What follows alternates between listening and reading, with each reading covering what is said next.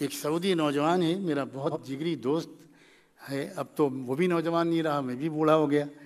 بہت زمانہ پہلے ہماری نوجوانی میں دوستی شروع ہوئی تھی. وہ پیٹرولیم کالج میں پڑھتا تھا یونائٹڈ اسٹیٹس آف امریکہ میں، اور انتہائی پاک دامن نوجوان تھا، انتہائی متقی. مجھے اس کے تقوی پر اس وقت بھی رشک آتا تھا. اس نے خود اپنا ذاتی واقعہ سنایا. خود میں اس کے گھر گیا تو اس نے کہا کہ آپ کو میں اپنی وائف سے بات کروانا چاہتا ہوں. آپ کو میں نے خبر بھی کی تھی کہ میں نے کس سے شادی کی ہے. اب میں مدینے لے کر آیا ہوں، چند مہینے یہاں رہوں گا. اس وقت میں مدینہ یونیورسٹی میں پڑھتا تھا. تو اس نے مجھے گھر پہ بلایا، تب تفصیلات سنائی اس نے کہ میں امریکہ میں جس ہاسٹل میں رہتا تھا، یونیورسٹی جاتا تھا تو راستے میں 6 کلومیٹر کا ایک ڈسٹینس تھا، وہ بس سے ہم لوگ طے کرتے تھے. تو میں نے طے کر لیا تھا کہ میں بد نظری وغیرہ سے بچنے کے لیے میں پورے راستے قرآن کی تلاوت اور دعاؤں کی کتاب پڑھتا تھا تاکہ ادھر ادھر میں دیکھنے کا موقع ہی نہ ملے. تو میں مستقل اپنے کام میں مگن مست رہتا تھا. میں نے یہ معمول بنا لیا تھا. ایک لڑکی برابر مجھے واچ کرتی تھی، میرے قریب بیٹھنے کی کوشش کرتی تھی، مجھے چھیڑنے کی، بات کرنے کی کوشش کرتی تھی، مگر میں متوجہ نہیں ہوتا تھا. اس نے شکایت کی، اور وہاں کا جو مزاج ہے تو باقاعدہ میرا میڈیکل چیک اپ کیا گیا کہ سم تھنگ از رانگ. اس سائیکٹری کے بعد بھیجا گیا، ماہر نفسیات کے بعد بھیجا گیا، اور رپورٹس بنی کہ بھئی یہ لڑکا اتنا شائی کیوں ہے، بھئی دیکھو کیا کمی ہے اس کے اندر، ابھی تو ٹریٹمنٹ ہو سکتا ہے، بعد میں تو مشکل ہو جائے گا. یہ سب مرحلوں سے گزرا میں، لیکن میں اپنے اللہ کی توفیق سے، اپنے تقوی پر میرے اللہ نے مجھے مدد کی. یہاں تک کہ اسی لڑکی نے مجھ کو لیٹر لکھا.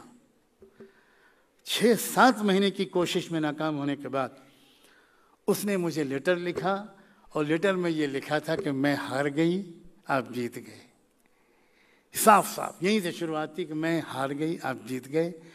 اور اب اس جیت کا جشن منانے کے لیے آپ کو میں یہ بتانا چاہتی ہوں کہ میں لاسٹ سنڈے میں اسلام قبول کر چکی ہوں.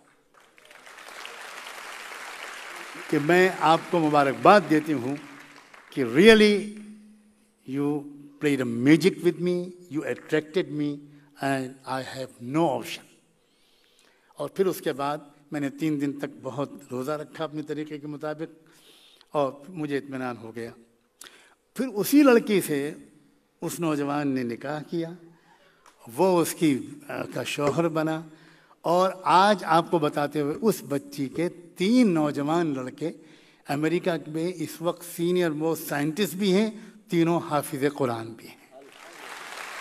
اور ان میں سے ایک نوجوان لڑکا 25,000 حدیثوں کا سند کے ساتھ حافظ بھی بن چکا ہے.